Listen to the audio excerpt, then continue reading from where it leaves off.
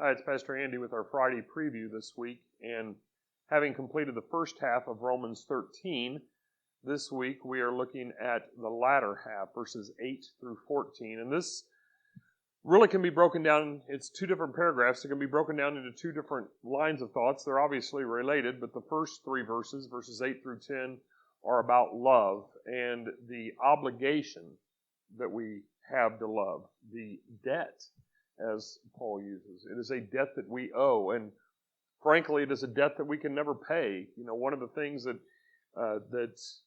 we should do as all people, but certainly as Christians, is if we owe someone something, we should pay that off at the appropriate time.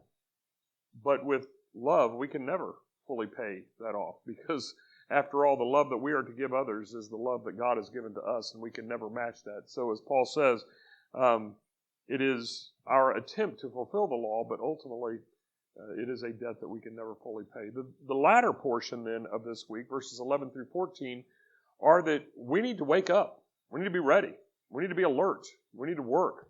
We need to put away the temptations that drag us down. And we must understand that Paul is writing to a Roman culture which very much understood the types of temptations that he's talking about, and not finding ourselves drowsy and falling prey to these types of environments and temptations, but rather to be alert and to realize that there is a time that is upon us that we are to, shall I say, behave as Christians, that we are to be as the people that God wants us to be. And so that is really the crux of this week's message as we round out Romans chapter 13. A very short verse, or a short chapter. I believe it's the shortest chapter in Romans, with just these 14 verses.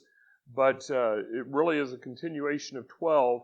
And as we will then see next week, it leads us into 13. Why he would say we need to love. Why he would say that all of these things are important. Because the church has issues that must be recognized and ultimately must be handled. And so we will begin to break that down in Romans 14 next week. But again, for this week, Romans 13, verses 8 through 14, we are going to also begin to think about our emphasis. I believe this is a fourth or fifth year that we've done the emphasis for Labor for the Sun Day on Labor Day Sunday.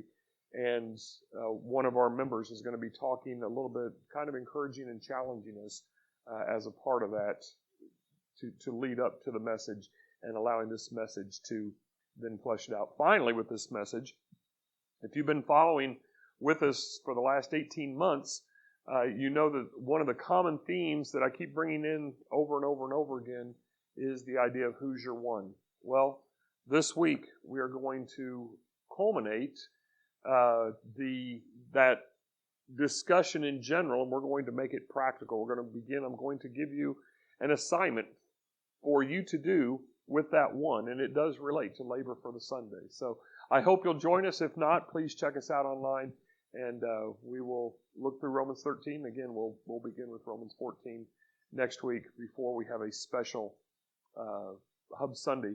And if you normally don't watch the daily videos during the week, I do think they're helpful. I try to dive into these passages much deeper and give a better explanation and maybe some different examples than I'm able to in the time on Sunday. But next Wednesday, this coming Wednesday, I'm going to give a little bit of a preview of what I'm going to be talking about, and it will impact all of us, and I believe it could impact all of us very, very greatly in the not-so-distant future. So I do encourage you to watch next Wednesday's daily video as kind of a prelude to what I'll be discussing on Hub Sunday on July the 25th. So with that, I hope you have a great weekend, and I hope to see you on Sunday.